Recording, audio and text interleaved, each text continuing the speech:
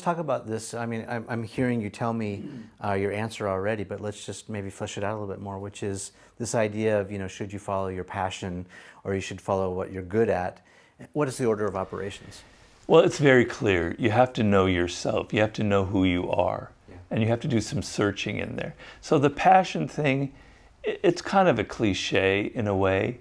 I want you to look at the things that you were drawn to when you were 3 years old, 4 years old, 5 years old. I do consulting work with a lot of people who are kind of confused about what I call your life's task. And we go through a process.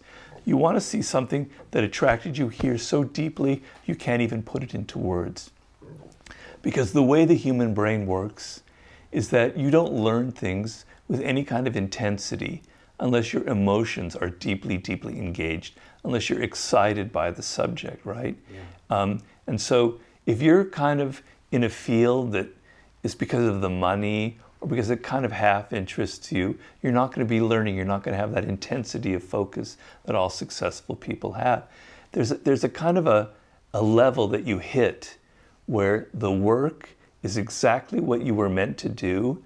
It's what excites you. It's what your skill level, you're up to the challenge, or maybe it's a little above you, and it brings out the best in you. And you want to find out what that field is or what that subject is.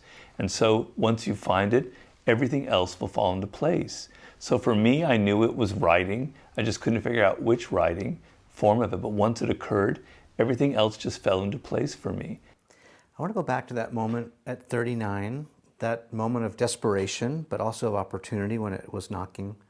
Was there a time that you sort of gave up and you thought, this is not working out? I mean, it sounded like you were sort of at the end of your rope.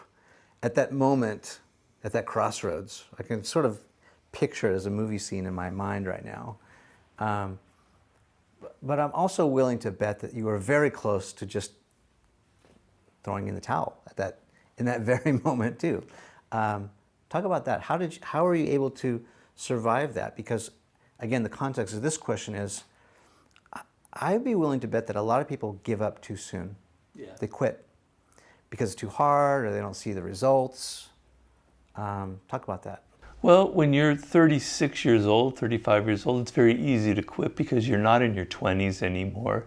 And you're starting to think, I need to make money. I don't want to be living hand to foot for the rest of my life. Yeah. So I understand that a lot of people reach that point, and I was very depressed. I was kind of going up and down and up and down. I think, okay, now I'm going to write this and this will be successful. I'll sell this screenplay, et cetera. And then it wouldn't happen. I'd be down, et cetera. So it was kind of a roller coaster. And there were moments when I was pretty much ready to give up, but I was never going to suddenly go to law school or go to business school. I was too old for that. Yeah. So I was thinking of, well, maybe I need to try a different form of writing where I can make a living. Maybe I need to get into television and sell my soul, even though that'll be very, very depressing for me because I don't feel comfortable with that form of writing. I have to get practical in some way. And that was a very depressing thought because, we all have dreams, particularly when we're a child. And to me, the worst thing in life, the worst feeling is you had dreams and you can never live up to them. They never happened in reality. Yeah. And so that would have been giving up on a dream. It would have been selling my soul. I would have been able to write, but I would have been unhappy. I may not even be alive right now if I had fallen down that rabbit hole. And I recognize how lucky I am. Yeah. Well, it's kind of Shakespeare wrote about that too, right?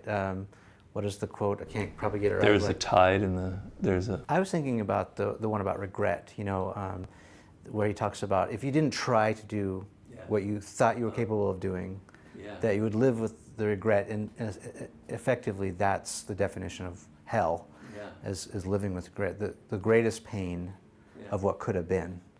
Yeah, well, Da Vinci has a quote on that I use in my book, Mastery. He says, I forget, I can't quote it, I can't remember, but the essence of it is, at the end of a day of working hard, you feel kind of a satisfaction that you got a lot accomplished.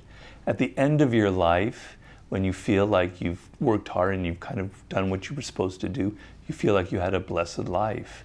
And the reverse of that, which he doesn't discuss, is it's the end of your life, you're in your 60s or 70s, and you're reflecting back about all your missed potential. That is true hell. So what should we be measuring while we're alive and kicking? You know, how should we be measuring our success beyond the vanity metrics, right? You can look at your book and you sold 2 million copies. That's amazing. But what if you write an amazing book and it sells less than that? You know, it's still valuable, right? It's still making an impact. But how do we measure the success? What's your recommendation? Well, it depends. You know, you don't have to sell as many copies like that. But if you have an idea, if you give all of your effort, if you work really hard and you put all of your focus into it, and you've done, like you wrote a book with lots of research, and you know it's a good book, and yet it only sells 2,000 copies, you can feel a bit upset about it. You're going to be upset about it, no doubt, but you're going to bounce back because you knew that you put in all the effort. And you know, failure is a good thing. Failure teaches you what your limitations are. Because if you go through life and you have success after success, you're never learning. And then you're gonna have a much worse downfall because you're gonna get grandiose. So failure is a good thing as long as you put in the effort, as long as you did the job the best you could. Okay, it didn't sell so much. I can learn from it and I can go on to the next project. Because if that failure defeats you inside, then you're done. Because you're never gonna recover your confidence. Your next effort's gonna be even more half-assed, etc. So you have to, it all comes from within. So when you have that failure, learn from it and put yourself in a position where you're ready to bounce off to the next project. Yeah. I love that. I mean, we were just sitting back, you know, chopping it up, reminiscing about the good old days and all that. You know, tracking my roots, where I came from.